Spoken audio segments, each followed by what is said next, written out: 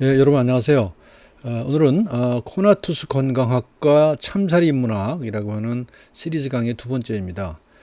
지난 시간에는 전체적으로 의학사를 살펴봤죠. 의학사를 철학사의 흐름에서 살펴봤습니다. 그래서 우리가 프로네시스, 그다음에 코기토, 코나투스 이런 식으로 연결을 한번 해봤어요. 그래서 서양 전체의 그 사상사를 그 흐름으로 그냥 아주 간단하게 뭐 과도하게 단순화된 측면이 있습니다만 고대의 실천적 지혜, 그다음에 근대의 어떤 사유 중심의 철학, 그다음에 이제 이 코나투스 같은 근대에 나온 거지만 다시 이제 탈근대 시대에 더 주목받고 있는 코나투스라고 하는 개념. 그래서 존재 지속의 지향이라고 저는 해석을 하는데 그러니까 살고자 하는 그런 욕망, 욕구 이런 것들을 중심으로 세상을 바라보는 방식이 달라지고 있다. 그런 얘기를 했습니다. 그러면 그렇다면 이제 스피노자라고 하는 철학자의 그 철학 내용을 조금 살펴볼 필요가 있겠죠. 뭐 단시간에 이렇게 살펴본다는 것은 뭐 거의 불가능합니다만 제가 이해한 한에 있어서의 스피노자 철학을 한번 살펴보도록 하겠습니다. 그런 다음에 요 다음 시간에 그걸 구체적인 현대 과학과 관련지어서 한번 설명을 해보려고 합니다. 우선 스피노자의 내재적 세계관이라고 제가 이 제목을 붙여봤거든요. 내재적 세계관 또는 자연관이라고 할 수도 있을 것 같습니다. 뒤에서 그렇게 자연관일 수가 있거든요. 그러니까 자연을 바라보는 방식과 세계를 바라보는 방식은 뭐 직접 연결될 수밖에 없습니다. 그래서 뒤에서 앞에서 또 살펴봤습니다만 스피노자는 신 즉 자연이잖아요. 신이 바로 자연입니다. 신이 자연이어서 우리가 지금 그 근대적 사유 양식에 익숙해 있는 우리로서는 좀 이해하기 쉽지 않은 그런 내용들입니다. 그래서 이 내재적 세계관이 어떤 것인지 한번 좀 살펴보도록 하겠습니다. 세계관을 살펴보기 전에 먼저 스피노자 삶을 한번 돌아봐야 될 것 같아요. 철학자의 삶이라고 하는 것과 그가 가지고 하는 철학하고는 긴밀하게 연결을 가질 수밖에 없죠. 그런데 이제 아시다시피 스피노자라고 하는 철학자는 아주 지극히 고독한 삶을 산 사람입니다. 유대인으로서 자기가 속한 유대 커뮤니티로부터 파문을 당해도 그 파문 문서가 보면 완전히 저주의 아주 그득한 그런 내용들로 포함하고 있거든요. 그러니까 이제 물론 유대인인데 이제 네덜란드 암스테르담에 살았죠. 그러니까 암스테르담에서의 유대인 공동체로부터 완전히 파문을 당하고 그와는 누구도 뭐 말도 못하도록 하고 밥을 나누지도 못하고 하고 아주 철저한 고닥 속에서 살도록 강요했던 것이죠. 그리고 이제 그런 그 위협에도 불구하고 자기 철학을 지키고 자기 삶을 고독한 삶을 살았던 그런 철학자입니다. 그러니까 여기 이 삶 속에서 드러나는 것이 그 어떤 시대의 주류의 흐름과 불화를 했다고 하는 것을 우리가 알 수가 있죠. 시대와 대결했던 철학자입니다. 근데 대부분의 철학자를 그렇다고 생각할 수 있어요. 물론 그 주류 흐름에 편승한 그런 철학자들도 없지 않습니다. 우리 사회에서도 뭐 독재 정권에 아부를 했던 철학자도 많고요. 그렇지만 우리가 후대에 기억되는 이런 철학자들은 대부분 자기 시대의 문제점을 꿰뚫고 그 시대와 불화를 했던 사람들이 대부분이라고 생각합니다. 그래서 이제 하여간 파문을 당했고요. 그래서 고독한 인생을 살았어요. 평생 고독하게 살았죠. 하숙집에 앉아 있어서 그 유리세공을 했다 그러죠. 유리세공. 그러니까 그 당시에는 아마 유리세공이 굉장히 그 첨단 기술이었을 겁니다. 17세기에. 그래서 그것이 이제 자기 생계를 유지하는 수단이었던 것이죠. 그래서 계속 그 유리를 깎고 세공하는 일을 해서 밥벌이를 해서 과숙집에서 먹고 혼자서 고독한 인생을 살았던 양반이죠. 후기에는 대학에서 초청을 받습니다만 거절을 하죠. 대학에 들어가게 되면 그 자기의 그런 그 고유의 철학을 하기 어렵다고 판단했던 거겠죠. 그래서 철학 교수가 될 수 있었음에도 불구하고 포기하고 아니면 거부하고 유리세공으로 평생을 먹고 살았고 결국은 그 유리세공으로 얻은 병으로 피해병으로 사망하게 되죠. 그래서 어쨌든 간에 이런 인생 속에서 보면은 그가 그 당시에 그 뭐랄까요 주류에 또는 기득권에 안주하지 않고 시대를 앞서간 그런 사람이라고 볼 수가 있죠. 근데 그래서 다시 21세기에 주목받는 철학자라고 할 수가 있습니다. 그래서 스피노자라는 철학자는 뭐 흔히들 철학자들의 철학자라고 부르죠. 철학자들이 또 공부하는 아주 중요한 철학자라고 볼 수가 있는 겁니다. 그래서 최근 들어서 소위 말하는 포스트 모더니즘 사회에 있어서는 스피노자를 거치지 않고서는 얘기가 되지 않죠. 그래서 그게 이제 바로 앞에서 말씀드렸던 내재적 세계관에 근거한 거라고 볼 수가 있습니다. 그러니까 앞에서 얘기했던 데카르트적인 사유 같은 경우에는 심신이온이죠. 그래서 주체가 중심이 되는, 주체가 마음이 위에 있고 그다음에 몸이나 이런 것들은 대상화하는 그런 것이었다고 한다면, 스피노자 철학에서는 그것은 철저하게 관념적이고 합리적인 사유를 하긴 합니다만, 그 기본적인 그 구조가 몸과 마음이 서로 함께하는, 평행하는 그런 철학을 했던 겁니다. 그래서 모던의 시대를 살았죠. 17세기에 살았으니까요. 17세기에 살았지만 모던 속의 포스트 모던이었다. 그래서 여기서부터 이후에 이제 우리가 말하자면 그 시대를 시대의 그 어떤 주류의 흐름을 깨는 그런 철학자들, 뭐 니체라든지, 니체가 뭐 대표적인 철학자라고 볼 수가 있습니다. 니체로부터 이제 그다음에 그 이후에 나온 포스트 모던 철학자들이, 많은 철학자들이 스피노자로부터 뿌리를 찾죠. 그래서 뭐 니체, 그다음에 뭐 포스트 모던의 뭐 여러 가지 많은 철학자들, 뭐 들레즈로 대표되는 그런 철학자들이 니체를 중심으로 합니다만, 니체 이전에 17세기에 스피노자를 그 뿌리로 한다고 볼 수가 있습니다. 내재적 세계관은 이제 세 가지로 이렇게 제가 나름대로 했습니다. 이건 자연주의입니다. 첫째는 자연주의거든요. 그러니까 자연 현상을 중심으로 보는 거예요. 그러니까 이전의 철학이라는 것은 무슨 이성이랄지 주체랄지 또는 뭐 신이랄지 초월적 존재로서의 이런 존재들을 상정을 했단 말이죠. 그런 형이상하게 했단 말이죠. 그러니까 자연을 생각하는 것들도 자연을 초월한 뭔가 초자연적인 어떤 존재를 상정했다고 한다면, 이 스피노자 철학에서는 철저하게 자연 중심의 사유를 했다는 것이죠. 자연 안에 어떤 인과관계라든지 그런 내재해 있는 그런 질서, 그걸 바로 신으로 보고 그것을 바로 자연으로 봤다는 것이죠. 그래서 자연주의고요. 두 번째 심신평행론입니다. 아까 데카르트와 대비한 거죠. 심신이온론에 대비한 심신평행론이죠. 몸과 마음은 함께 간다는 거죠. 그러니까 마음의 상태와 몸의 상태가 함께 간다는 거죠. 이게 마음이 몸을 지배하는 것이 아니라 몸과 마음이 서로 영향을 주고받으면서 그것이 바로 우리라고 하는 것이죠. 그런 거고. 그래서 이제 오늘 제가 이 전체 그 논문의 제목으로 삼았습니다만, 코나투스라고 하는 것이 이제 개념이 중요해진다는 겁니다. 그러니까 코기토에 대비한 코나투스죠. 그러니까 존재를 지속하고자 하는 지향, 노력, 욕구, 욕망, 이런 것들을 코나투스라고 볼 수가 있을 것 같습니다. 그래서 그 살려고 하는, 존재를 지속하려고 하는 그런 욕망을 중심으로 모든 것을 생각해야 된다는 겁니다. 그리고 이것은 특히 이제 제가 그 공부하고 있는 의철학 분야에서 굉장히 중요한 개념인 것 같아요. 그런데 이상스럽게도 의철학 분야에서도 코나투스에 관련된 논의가 잘 없더라고요. 아니 거의 없어요. 거의 없어서 좀 의아하긴 합니다. 그래서 의철학이라고 하는 것도 사실은 어떤 그 여러 다른 데서 설명을 했습니다만, 주류 의학을 설명하는 그런 것에 아직까지 집중해 있는 것 아닌가. 근데 거기에 대해서 어떤 이걸 뒤집어서 새로 생각해보는 그런 흐름은 아직 형성이 안 돼 있는 것 같은 느낌이 들어요. 근데 저는 그것이 이제 코나투스라고 하는 개념을 통해서 그런 새로운 흐름을 생각하는 그런 흐름이 만들어졌으면 좋겠다는 생각을 합니다. 자연주의 말씀드렸습니다만, 신이 바로 자연이고 자연이 바로 실체입니다. 실체는 오직 하나의 신이에요. 신이고 자연이죠. 신즉 자연, 즉 실체예요. 그러니까 데카르트는 실체를 두 개로 봤죠. 사유와 연장 두 개로 봤잖아요. 근데 스피노자는 바로 하나로 본 거죠. 자연이 바로 신이고, 그래서 그게 바로 하나의 실체고, 몸과 마음이라고 하는 것은 그 하나의 실체인 자연의 또는 신의 속성이다. 두 개의 속성이다라고 얘기를 하죠. 그래서 뭐 이런 그 사상 때문에 이제 파문을 당했다고 볼 수가 있겠죠.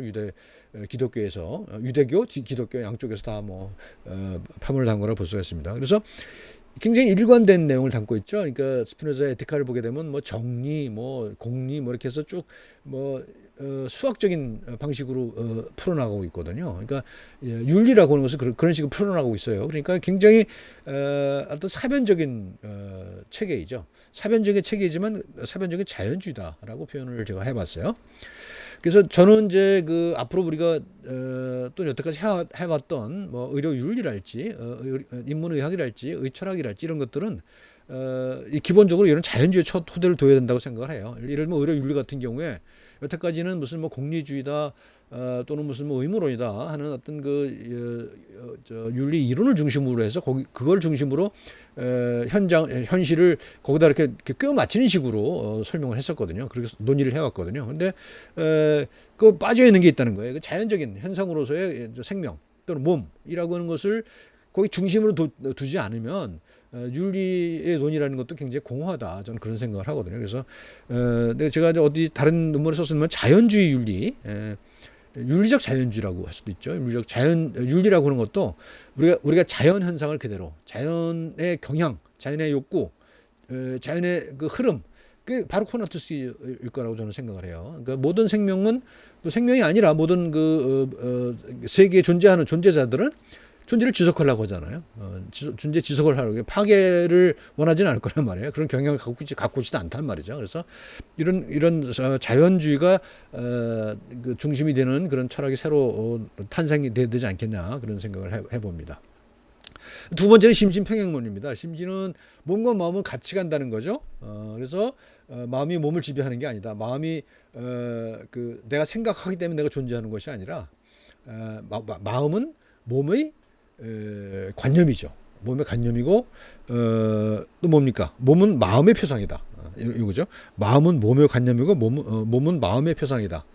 라는 겁니다. 이게 그러니까 떨어질 수가 없다는 거죠. 관념이고 표상이고 하는 것이 그 몸과 마음이 섞여 있는 그런 것들을 어떻게 표현하는 방식일 수밖에 없다는 겁니다. 그래서 이제 보면은 이제 에티카 2부 정리 7에 보면 이런 얘기가 나오죠. 관념의 질서 및 연결은 사물의 질서 및 연결 같은 것이다. 관념이라고 하는 것과 사물이라고 하는 것이 이렇게 평행이라는 거죠. 같이 간다는 거죠. 같이 가고 그러니까 왼발 오른발 이렇게 가는 거죠. 이거는 지금 뭐 자동차나 무슨 바퀴 달린 것들이 지나가서 만든 길입니다만 우리가 뭐 왼발 오른발의 관계와 비슷한 거라 볼 수가 있을 것 같습니다. 그래서 관념의 질서와 사물의 질서는 같은 거다는 거예요. 같은 것이다라는 거고. 그다음에 이제 몸이라고 하는 것은 아까 코나투스가 그런 거잖아요. 존재 질서의 지향이다. 이게 바로 코나투스라는 거죠. 그러니까 몸이라는 것은 기본적인 속성이 코나투스라는 거죠. 몸의 속성이 코나투스라는 거예요. 몸이라는 것은 기본적으로 존재를 지속하려고 하잖아요. 자기 스스로 파괴하려고 하는 그런 무의식적인 그런 분석은 있을 수 있겠습니다만 우리가 일반적으로 봤을 때 모든 존재자는 존재를 지속하려고 하는 것이죠. 이것이 무생물경은 이제 관성이라고 표현하기도 하고요. 그렇습니다.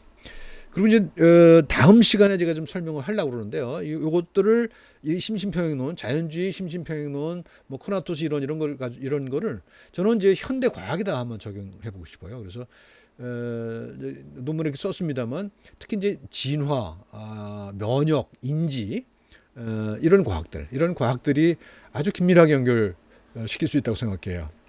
스피노자의 철학과. 그래서 일부 이제 그런 그걸 연결시키는 그런 철학자들, 과학자들이 있습니다. 예를 들면 안토니오 다마지오 같은 인지과학자들은 스피노자를 아주 중심에 놓고 자기 과학을 하죠. 그래서 그러니까 과학과 철학이 아주 긴밀하게 연결되어 있는 거예요. 그럼 이것 말고도 많은 사례를 우리가 들 수가 있습니다. 특히 우리나라에 이제 문학 하시는 분, 고려대학교 서경준 교수라고 하는 분이 계십니다. 서경준 교수라는 분이 이제 러시아 문학을 하신 분인데요. 이분이 무슨 책을 쓰냐면 뇌를 훔친 소설가라는 책을 씁니다. 뇌를 훔친 소설가 이거 한번 읽어보십시오. 재밌습니다, 아주. 예. 그러니까 이거는 뭐냐면 문학 이론을 인지과학으로 설명하는 거예요. 인지과학으로 설명하는 거죠. 이런 논의들이 최근에 많아지고 있습니다. 인문학자들 중에서도 이제 뇌과학을 공부한 분들이 많아지고요. 그래서 이제 앞으로는 몸과 마음이 분리되지 않은 것뿐만 아니라 과학과 인문학도 이제 철저하게 통접하는 저는 이게 통접이라는 표현을 지난번에 썼잖아요. 통섭이 아니라 통접이라는 거예요. 서로 이제 연결되는 그런 시대가 올 거라 생각합니다. 오고 있다, 이미 왔다. 그렇게 저는 생각을 합니다. 자, 마지막으로 코나투스 다시 한번 설명하는 겁니다. 코나투스는 말씀드렸죠. 존재 지속의 지향이라고 하는 것이고요. 그래서 이거는 모든 존재자는 그러니까 특히 생명은 더 큰 완전성을 지향하는 거예요. 더 큰 완전성. 그러니까 내 몸이 지금 내 몸이 나를 포함한 내 몸이죠. 내 몸이라는 것은 지금 조금 뭔가 부족해요. 그러면 더 완전한 나 또는 완전한 내 몸이 되고자 하는 것. 그것이 자연스러운 생명 현상이라는 거죠. 그래서 그런 내 몸의 완전성이 커지는 순간 느끼는 게 기쁨이라는 거죠. 내 몸의 완전성이 작아지는 그런 경험을 하게 되면 슬픔을 느낀다는 거죠. 그래서 여기서 이제 스피노자의 감성론이 나오는 거죠. 감성론이 나오는 거예요. 그래서 감성론을 아주 복잡하게 설명하거든요. 여러 가지 감성을 설명하는데 그것들을 다 이제 코나투스를 갖고 설명을 하는 겁니다. 그래서 이걸 갖고 우리 이제 의학도 그렇게 설명해야 된다고 생각을 해요. 그래서 코나투스를 중심으로 의학을 할 필요가 있다. 그래서 제가 이 논문의 제목이 코나투스 건강학 또는 뭐 참사리 인문학 이렇게 했던 겁니다. 코나투스 건강의 관점에서 보면 코나투스가 굉장히 중요하고요. 그다음에 그것을 어떤 그 규범의 관점에서 보면 참살이라고 저는 생각했던 거예요. 그래서 코나투스 건강학과 참살이 인문학 이다. 이 시리즈 강의가 그런 겁니다. 그래서 여기서는 과거에는 욕망이라고 하는 것을 굉장히 그 불량하게 생각했잖아요. 욕망이라는 것을 우리가 멀리하는 것이 우리가 바로 사는 삶이라고 생각했던 경향이 있단 말입니다. 근데 이 코나투스에 의하면 스피노자에 의하면 욕망은 존재의 본질적인 동력이죠. 그러니까 욕망을 가지지 않은 존재자가 있을 수가 없죠. 우리 생명이 특히. 그래서 이제 이 욕망이라고 하는 것은 특히 포스트 모던 담론에서 굉장히 강조되고 있잖아요. 그러니까 근대의 담론이라는 것은 기본적으로 욕망을 억제하는, 욕망을 억누르는 마음, 정신 중심의, 영혼 중심의 그 사유였다고 한다면 스피노자를 계기로 해서 욕망을 인정하는 그런 어떤 긍정의 철학으로 가고 있다는 것이죠. 긍정 또는 기쁨이죠. 기쁨. 제가 이제 이 논문 마지막에 기쁨의 윤리학이라고 하는 소 제목을 하나 달았는데요. 그러니까 코나투스가 완전성은 더 큰 완전성으로 갈 때 느끼는 것이 기쁨이잖아요. 그러니까 그런 기쁨을 추구하는 것. 기쁨을 추구하는 것이 우리가 제대로 된 참살이를 하는 그런 방향이라는 거죠. 그리고 전에도 설명했습니다. 코나투스라는 것은 우리 동서를 막론하고 덕이라고 하는 개념과 통한다. 이건 이제 서양에서 지난번에 얘기했지만 아레테라고 그러잖아요. 아레테. 재밌게도 아레테라고 하는 서양의 그 그리스 개념과 한자 덕이라고 하는 그 개념이 거의 똑같아요. 힘. 그죠? 탁월성 뭐 이런 것들을 의미하는 거거든요. 그러니까 코나투스라는 것과 통한다는 거, 상당히 통한다는 거죠. 그리고 조금 더 과장을 해보자면 이것은 결국 욕망하고도 통하는 거라고 볼 수가 있어요. 욕망하고, 그러니까 욕망을 억누려야 될 대상이 아니라 삶의 긍정적인 에너지를 본다는 거죠. 그런 겁니다. 그래서 이렇게 생각을 바꿔놓게 되면은 우리가 이제 전통적으로 나누었던 이성, 감성, 뭐 실천 이런 것들이 하나를 묶이는 거죠. 하나 묶인다는 거예요. 이게 통접이 온다는 거예요. 통접이. 그 연결 종합이 온다는 거예요. 이것들이 따로 떨어져 있던 것들이 연결되고 종합된 아주 새로운 흐름을 만들어낼 수 있다는 거죠. 그 이성과 감성이 구분되는 거 생각했었잖아요, 우리가. 이건 통한다는 거죠. 하나이라는 거죠. 그리고 그것을 실천적인 활동으로 연결시킬 수 있다는 겁니다. 그리고 전통적으로 우리 고질적인 병폐가 우리 과학인문학, 문과, 이과를 분해하는 거라고 생각해요. 제가 여러 번 말씀드렸었는데 그런 이제 것도 여기 없어진다는 거예요. 이제 이거는 사실은 과학과 인문학 구분된 건 19세기 이후의 일이거든요. 그러니까 뭐 10세기 이제 뭐 데카르트도 사실은 수학자이기도 하고 의학을 공부하기도 하고 그랬거든요. 마찬가지입니다. 그때는 무슨 과학이라는 말 자체가 19세기에 나온 말이거든요. 이걸 두 개가 분리되는 게 아닙니다. 그런 유형의 인간이 있을 수가 없어요. 근데 우리는 계속 우리 무의식에 남아 있어요. 문과 이과. 그건 말이 안 되는 거고요. 그다음에 이제 또 한 가지 문제 동서의 통합인데 특히 의학에서 동양의학과 서양의학의 반목과 지시가 굉장히 심하거든요. 근데 이것도 결국은 이런 철학적인 근거 속에서 통접이 이루어져야 된다고 저는 생각을 합니다. 그래서 아직까지 이런 것들에 같이 동조하고 아직 논의가 이루어지지는 않고 있습니다만 이런 것들이 결국은 제가 주장하는 바는 이 코나투스, 스피노자의 철학을 통해서 우리가 이런 통접을 이룰 수 있는 동서의학과, 과학과 인문학과, 그다음에 이성과 감성 이런 것들이 전통적으로 쪼개져 왔던 근대 이후에 분리되어 왔던 것들을 하나로 이어나가는 그런 흐름이 만들어질 거라고 생각합니다. 자, 오늘 여기까지 하고요. 다음 시간에는 과학과 이 스피노자 철학을 한번 연결을 시켜보는 그런 얘기를 해보도록 하겠습니다. 고맙습니다.